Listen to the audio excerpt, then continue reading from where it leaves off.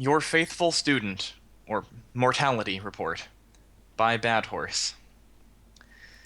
While pacing back and forth along the length of the castle's finest guest room, Princess Celestia paused in mid-stride, her attention caught by the full moon. Its pale, cold, steady light, shining in through the open window, clashed with the warm, flickering yellow light cast by the candles over the mantel. The castle had been outfitted with electrical lighting years ago. Twilight herself had instigated the change, but candlelight seemed more friendly, more restful, if a little overly pretentious. It was midsummer, but the breeze flowing in was deliciously cool. The sun had not burned quite so hot that day, and Luna was no doubt now standing on top of the south tower, horn to the sky, expending considerable energy to keep the night air at a constant, comfortable temperature, in defiance of 1,000 years of meteorological precedent. They wanted everything to be perfect that night. Perfection was all they had to offer, useless as it was. Celestia had not stopped to admire her sister's moon in quite some time.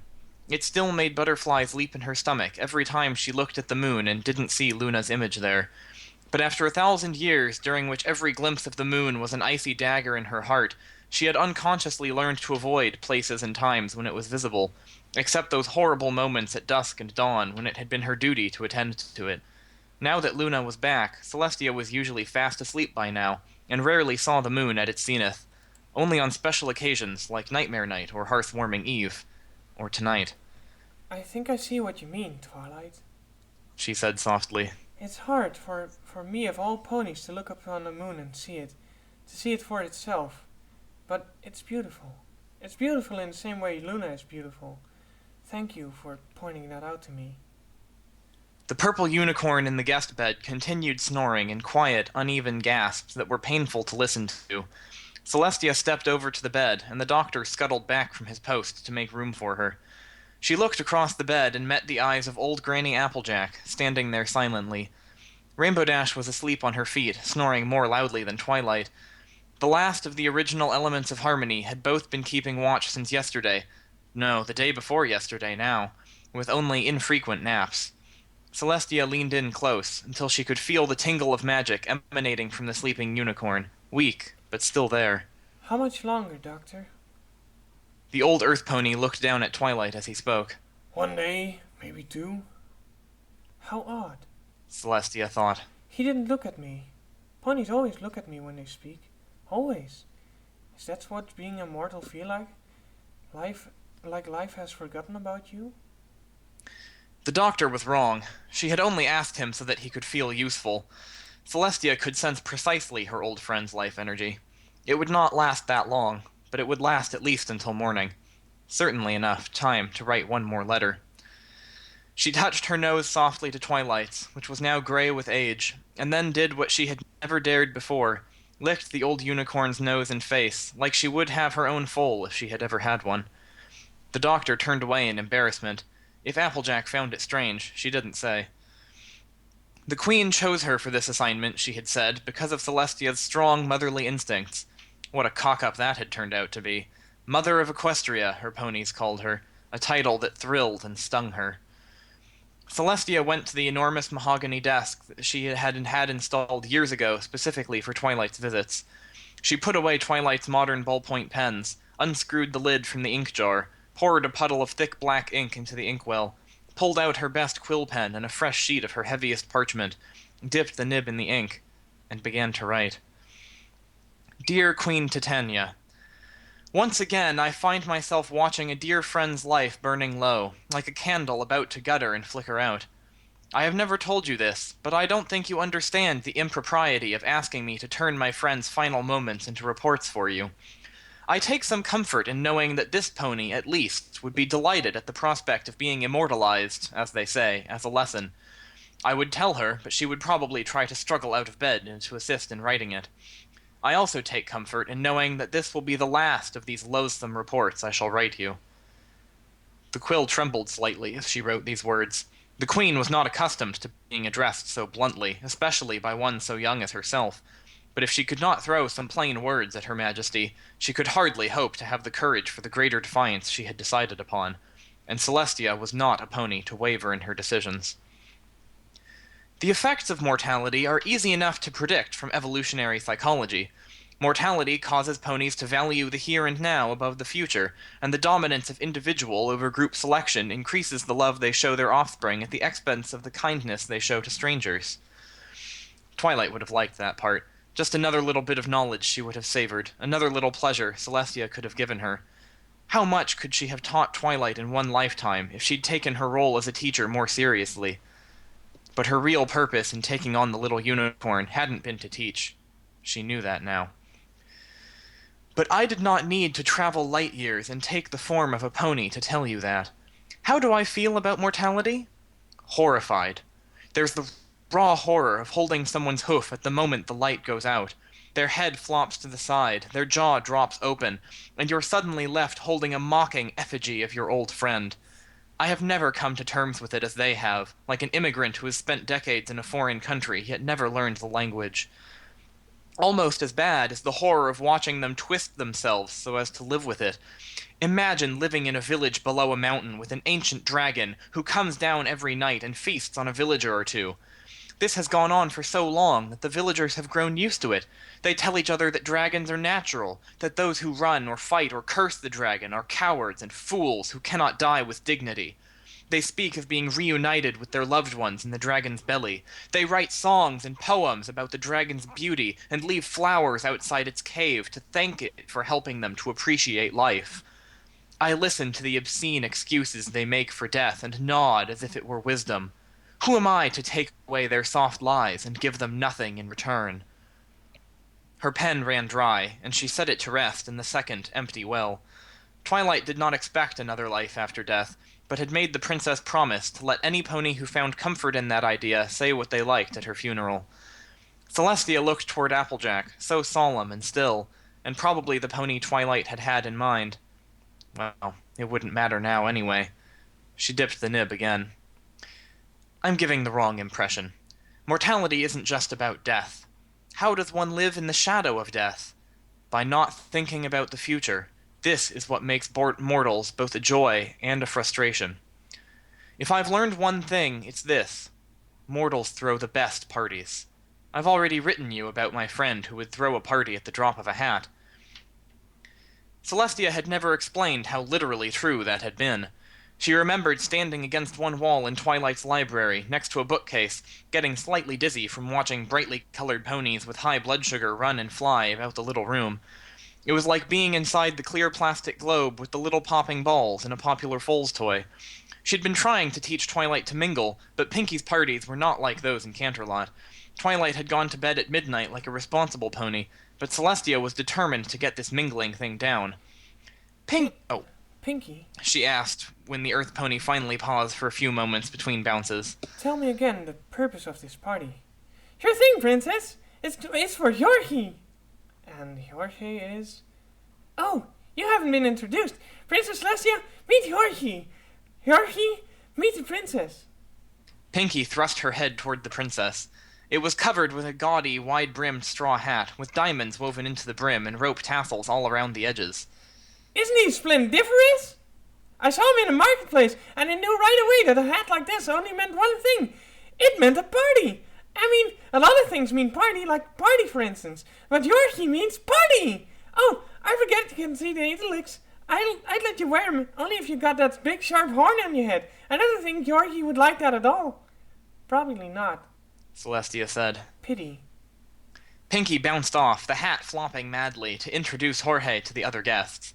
Celestia decided to approach whomever was moving the slowest. This turned out to be Spike, lying on a pillow in one corner with a half-finished pint of ice cream in one claw. Spike? Celestia chided. A whole tub of ice cream? Surely Twilight has explained to you that the dragon's endocrine system is very sensitive to the sudden changes in temperature, such as those induced by a large bolus of ice cream. Yes, she has. Spike had said. And I've got an answer for that. You do? Spike had burped green flames, and then said something that seemed to sum up the attitude of every pony there. That's future Spike's problem. Celestia smiled at the memory. Present Spike was fast asleep, in a cave far away. Future Spike would have quite a few problems when he awoke. She hoped Luna would be able to help him. She'd gone through something similar. Celestia resumed writing. She lived in the moment, in a way that we immortals can achieve only by either centuries of meditation or by attending one of her parties. That willful short-sightedness, so much harder for us than for them, is the secret to, as she would say, getting down. I regret that I cannot adequately explain this crucial concept in a letter. The downside is obvious. I remember a farmer who called my conservation measures foolish because the aquifer he drew his water from would never run dry. Never? I asked him. Never, he said. In 50 years? I asked. Well, sure, he said, in 50 years. That was nearly 200 years ago. In the past 100, his farm has grown nothing taller or greener than a tumbleweed. I remember a mare who was sensitive to disturbances of any sort, and was constantly nervous because she lived in a noisy, smelly part of the city, but never moved because it was too much bother. She lived that way for 40 years. Ponies who hated their work would stay at it day after day, year after year, rather than take a few weeks to look for something better. That was why I instituted cutie marks. Mortals are like apples, and will thoughtlessly grow wherever they fall unless you give them a good kick. Celestia shook her head and smiled. Now Applejack had her making apple metaphors. Living with them is like living in that story about the land where children never grow up. I realize this is partly my fault. I protect them from harm, from each other, and from unpleasant truths. They are content to leave the great mysteries alone as long as they imagine I know the answers. I need only look enigmatic and keep my mouth shut. And this is the part where I can hear you say, in your kind but knowing voice, that I'm the one who hasn't grown up, because I still want everything to be flowers and rainbows, instead of setting my charges on the path of struggle and growth. Princess? Applejack called softly. I think she's coming round. Celestia wiped the nib of the pen on a rag, set it in the dry well again, and trotted back over to the bedside. Twilight's eyes were open, just barely. They opened a little more when the princess leaned over the bed, although they still gazed straight up at the ceiling. Princess? Yes, Twilight? The unicorn just smiled a little. Are you afraid, Twilight? No. Celestia blinked, then leaned in closer, as if studying the unicorn for clues. She had an expression rarely seen on her face, of wide-eyed wonder. Why not? She asked in a whisper. Twilight said nothing and kept staring straight ahead, until Celestia thought she might have fallen back asleep. Then she finally said, Me. Me. Not being. It doesn't seem possible. Consciousness. The greatest mystery. A miracle. She shifted on the sheets to look Celestia in the eye. Why would the world take back its miracles? Celestia had an answer, but it was long, technical, inappropriate for deathbed conversations, and the unicorn had helped develop it. So she asked, Have you found your faith now, Twilight? Twilight's lips pulled back into a grin. Say, a willing suspension of disbelief. Celestia sighed. Twilight, I have something very important to tell you. Twilight's ears perked up. The world will go on without you. The world will go on without me. No pony is that important. You must never forget that. Across the bed, Applejack, who had been listening with a frown, finally spoke up. Princess, She said. you're out of line. Celestia chuckled. Out of place, my dear Applejack. She turned back to Twilight. You think far too highly of me. Whatever reasons you've had, whatever solace you found in that, you must stop now and see that there's no one here except 6 old ponies. Twilight nodded seriously. Celestia had never known this sort of lesson to take when given in words, but it was the best she could do now. And just the fact that Celestia would still take the time to give her a lesson seemed to comfort Twilight. The unicorn's eyes slowly shut, and she resumed her uneven, raspy breathing. I'm afraid, Twilight. Celestia said. She leaned over and kissed Twilight on the forehead. Then she returned to the desk, dipped the nib of the pen in the ink, and continued where she had left off. I know that. I know the 1,000 years of unbroken peace under my rule is an embarrassment to you, just as it would chagrin an art professor if her student turned in a sentimental painting of birds and flowers in a sunny field. Let me tell you about my friend who is dying tonight. Her name is Twilight Sparkle. I've mentioned her often in my past several reports. I have formed exactly the sort of deep connection with her that you warned me against. I do not regret it. She was born with a drive to understand everything, to find what needed doing, and to do it. She would leap into harness for the sheer joy of pulling the plow and getting the work done. She reminded me of you. I told her to be more selfish, to enjoy life, take a mate, have foals, all the things my duties prevent me from doing myself. She has instead served me, served every pony, selflessly, all her life. For years I've dreaded these last moments when she would realize that it wasn't worth it, that she had had one short life to live and had wasted it in service to me. Nothing like that happened. She wasn't bitter. She only wanted to make sure everything was wrapped up before she was gone. That's when I realized you had the wrong pony. I know you will not grant them immortality. You say they must earn it for themselves. I even understand why, a little. I've read of the disasters in the past. I know my ponies have a lot of growing to do first, and that I must let them fall down and skin their knees, as you put it. But when the knees to be skinned are entire cities, I lose my resolve. I love my little ponies, and so peace reigns in Equestria, and I prolong their suffering and my own. I know you're right. We could build a paradise here, and a better kind of pony, or even other creatures yet undreamed of. The equations don't lie. But I never really saw the appeal. Then Luna came quietly into the room. Celestia dropped the pen, leapt up, and almost flew across the room to embrace her. Lulu, She said hoarsely, leaning against her shoulder. my dear, dear little sister. Luna's eyes widened and her ears flicked nervously, but she stood firm and returned the embrace. Oh, Tia, it'll be... I know this is very hard for you. Celestia pulled back and looked steadily at her sister through teary eyes. Luna, She said in a calmer voice. I do love you. You must believe that. Why, I believe you, Tia. No, just now. You must believe it later, and always. Nothing, no matter what happens. Luna laughed nervously. Now, Tia, you're overwrought. You're not making sense. Just sit down and finish that letter you were writing. I'll be right here. Yes. Celestia said, frowning in determination. Yes.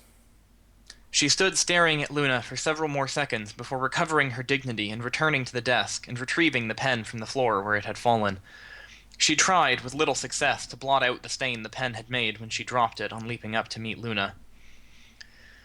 Just this once, I'm going to do the right thing.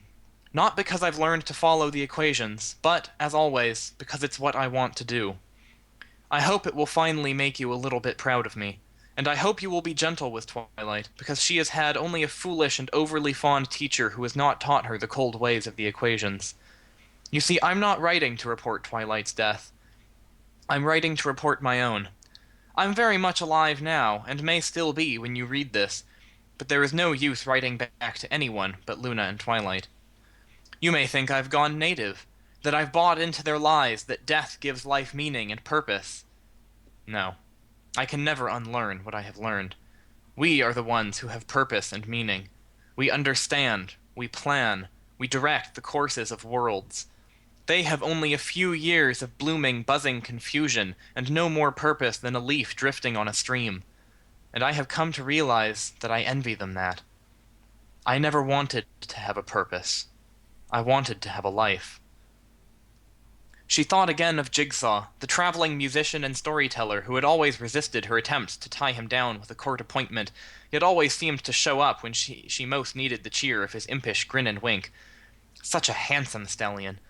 The truth was, it was so long ago that all she could remember was that he was brown with a white star on his forehead, but in her mind it was a handsome brown and white. Such a lively one, such a strange one. He loved his music, but no more than he loved many things. It was his excuse to travel Equestria and beyond, meeting everyone, figuring them out, fitting them into some giant puzzle in his head. How she had wanted him. She was supposed to be all-powerful and fearsome, but if just once he'd broken through the invisible barrier that surrounded her, taken one step closer than was proper, looked her insolently in the eye and curled his upper lip at her, if he'd nudged her shoulder and bit her flank, she would have been completely helpless. She wouldn't have been able to resist him then, even if he'd grabbed her from behind by both flanks and mounted her in the middle of the throne room in front of the royal guard and the council of noble ponies. Celestia felt her face flush, but it was dark in the room, and the others were far away, so she allowed herself to think about it for a few seconds more. Then it could have been her, for once, in the birthing stable, with the doctors in attendance and Jigsaw looking on in pride and wonder as she brought his foal into the world, and nudged it until it took its first steps. Celestia imagined what a little skewbald filly suckling at her teat, huddling under her wing when the Pegasus ponies piled the clouds up into great thunderheads and let them roll across Equestria. Then she would be a real mother, not an honorary one, not a foal thief disguised as a teacher. She had already come up with a name for the filly. Amaranth. Amaranth had been a filly in Celestia's daydreams for 500 years now. Of course, it couldn't be. 2 immortals was company. 3 was a powder keg waiting for a match. Celestia widened her nostrils angrily. How could Twilight not want that? Then she closed her eyes in shame. Twilight was still dying, and here she was being angry at her. This was supposed to be about Equestria, not about her living vicariously through Twilight. What Twilight wanted was her business. If she'd wanted something different, she wouldn't have been Twilight. Celestia was still healthy, and here she was already furious with Twilight for throwing away the sacrifice she was about to make for her. And yet, if Twilight had wanted what Celestia wanted, there would have been no logical reason for making it. No logical reason. She continued with the letter. I could not lie on my deathbed today and ask whether I had served you well. I do not know what will happen when I transfer my power to Twilight, but if I die tonight, I will die cursing you. I'm terrified of dying. I've seen it happen so many times. There's no such thing as a good death. But I can't be what you want me to be. I don't want to lead any pony toward a glorious future. I can't ask ponies to suffer today to benefit a future they will never see. Perhaps I have gone native, but I think I was that way from the start. If only one of us can be immortal, it should be Twilight. It will only take me a minute. She understands little now, but she desires a purpose and has the strength of mind to follow her head rather than her heart. I can solve the equations, but Twilight can trust them. She will do whatever is necessary to lead these ponies to a brighter future. She has true love, which seeks the best for the object of its affections, where I have only sentimentality. I am sure you will find her a better student than I ever was. For a little while longer, your faithful student, Princess Celestia. Then she took out a smaller piece of paper, and wrote on it, My dearest sister, if you find this letter, please read it, make a copy of it for Twilight, and deliver it to our queen. And please forgive me. All my love, forever, Tia. She lay the 2 letters side by side in the center of the desk, not stacking them, as the ink was not yet dry. Then she wiped the nib clean on the rag, replaced the pen in the drawer, and walked slowly towards the other ponies, to ask for a minute alone with her faithful student. The end.